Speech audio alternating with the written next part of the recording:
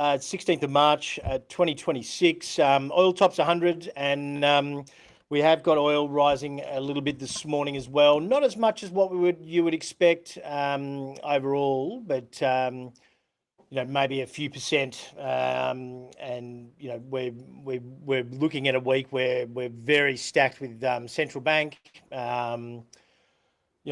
Central bank announcements, etc. They're obviously going to be concerned around inflation with the rising oil price, and Iran essentially is not really, we're not seeing any major movement in terms of this being resolved anytime soon. It's entering its third week, and you've got WTI crude up 1.5% as it stands at the moment. It's about 5 to 10 o'clock, 5 to 10 in the morning, Sydney time. So and you've got Brent crude much higher than that. So yeah, Friday night we had some GDP numbers, and we essentially had the GDP numbers fairly wildly revised to the downside. And look, we've got some sources out of the Pentagon also saying that this Strait of Hormuz and this conflict's going to go on for at least sort of 4 to 6 weeks, and that from now basically, so that'd put it at 6 weeks. And then look, so overall, with weakening growth, with those GDP numbers being revised down, I think some weaker consumer numbers, and inflation being triggered not only by in the latest PPI numbers, etc., but by this oil move, that dreaded stagflation, and PCE, it was 3.1% year on year as well, which is well above that Fed target, and that'll be of sort of grave concerns in terms of there's only 20 basis points potentially of cuts now priced in at all in this market, whereas it was very clearly at 75 basis points earlier on in the year when we're at record highs. We've got 10-year notes in the US. It was trading at 4.3, which is its highest level for quite some time. So you're just starting to see a bit of broad weakness, but it's the market map for Friday, but mainly in the bigger guys overall, Oracle, Broadcom, etc. There was a few positives here and there, but mainly in that sort of in those defensive sectors. But I suppose that would be just some broader index selling, I suppose, because it seems to be hitting those larger names. Overall, we've got the technicals in strong sell territory now across the board, except for the China A50. And look, that's not. It's not probably a proper reflection of a diversified index so much, but you concerningly got the Nasdaq, the Dow as a sell, and the S&P as a sell. The S&P and the Russell as neutral. The Aussie in strong sell territory for the index as well, and it was down a little bit on Friday. We probably will open up around about down 60, 70 odd points here. Gold and silver still drifting off, copper and platinum as well, as crude keeps rising. So that is usually the fairly normal in that first bit. Those the economic slowdown that inflation caused by higher oil prices brings to the economy is not good for those industrial or cyclical metals, and not even really for gold. It tends to come a little bit after.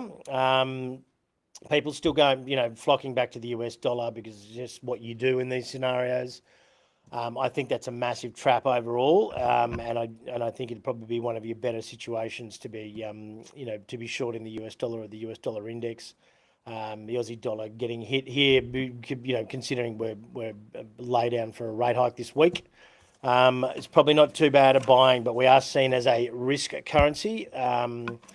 But look, those commentaries often don't play out so well in markets in the long run. So we had some positive news. We had some positive news from a few from TLX this morning and on the Aussie side as well. With an FTA progressing, so that should be, that bias tech sector's been relatively positive recently. But I just want to talk to you quickly about the where this S&P sits. So this very close to this 200-day moving average. I've just highlighted the sections where we've breached the 200-day moving average. The average drawdown from the first decisive daily close below the 200-day moving average has been about 16%. The average time spent below, and obviously this was the larger part. These stats go back to 2015, but this is the larger or the longer one.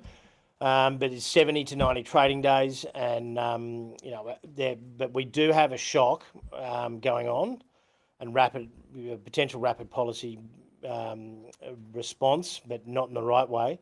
And then policy valuation scares, growth, Fed narrative shifts, which are all involved in this as well.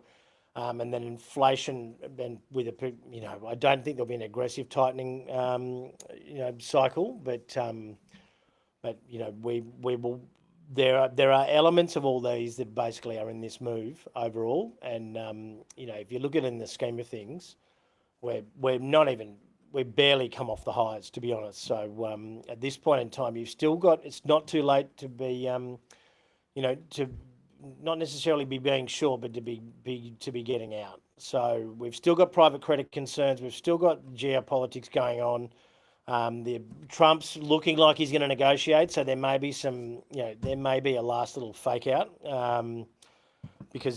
But the Iranians are doing a really good job at this point, because Trump keeps announcing deals and they keep coming on TV and immediately saying we haven't spoken to him, which the Chinese have generally ignored him.